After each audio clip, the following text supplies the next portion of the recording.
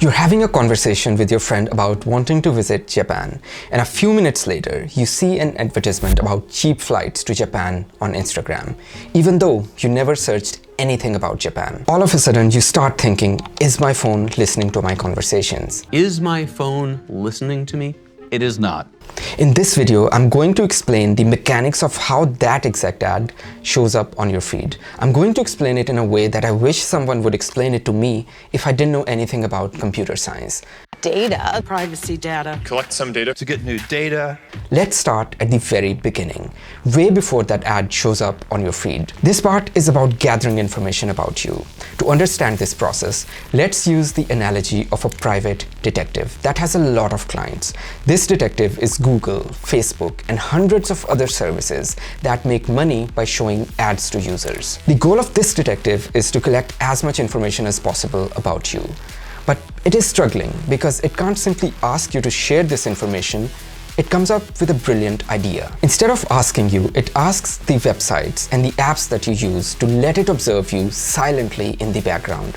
It does this by loading a small piece of computer code on these platforms that reports information about what you do online. Every click, every search, and every interaction. This piece of code is usually called a pixel because it's literally a pixel on your screen that you can't see. So let's say you go to ebay.com and search for chopsticks. You think eBay is the only one who knows that you want to buy chopsticks. What you don't know is that the detective, aka Facebook or Google, may also learn that you searched for chopsticks because eBay allowed them to observe users on their website. eBay allows this because Facebook can later bring more users to eBay by showing eBay ads on other websites. Personalization. Personalization. Personalisation. Personalisation. But this detective has another problem. It's not only interested in eBay, it also wants to know what you do on other websites. So it gives you a number, an identifier. Think of this number like your social security number. This number is unique to you. It saves this number in your browser in something called a cookie.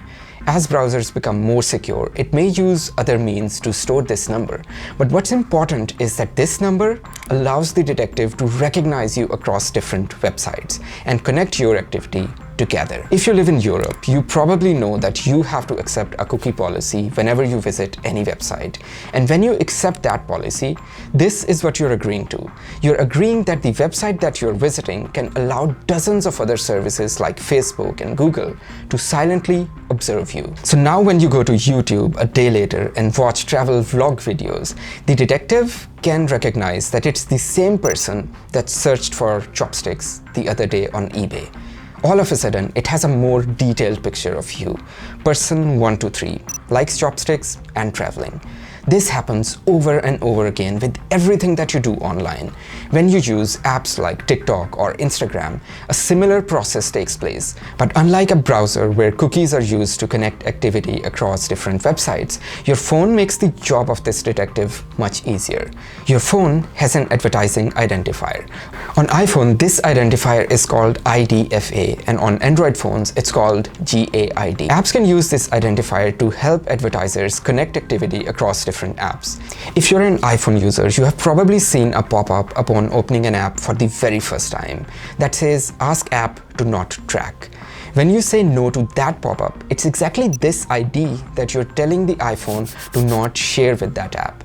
The app can still collect other information about you through other means, but blocking this ID makes the cross-app tracking much harder. So now the detective has collected this insane amount of information about you.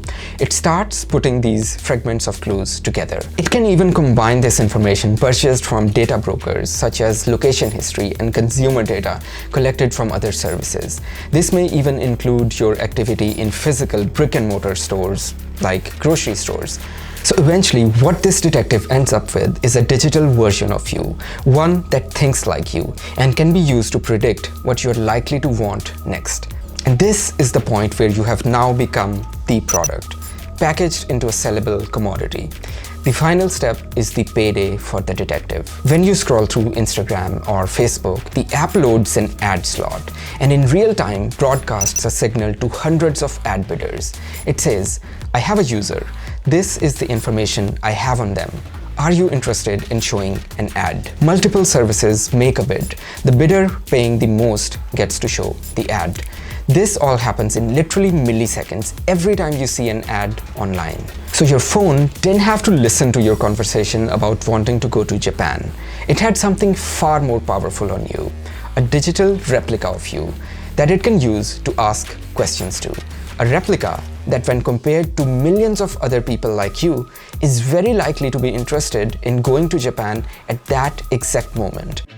There is currently no credible evidence that major apps are routinely listening to private conversations for advertising purposes. Of course, these are not open source software, so it's really hard to be 100% sure. But the reality is that they often don't need to, because it's much easier to predict your needs than listening to them. It makes you realize that you're not that unique after all. When you are actively tracking behavior of billions of people, you can predict the behavior of one with an accuracy that almost feels unreal. Hey, by the way, if you're interested in the God complex shaping the future of AI today, do check out my video about God complex fueling the AI race. Link is in the description. Thank you for watching.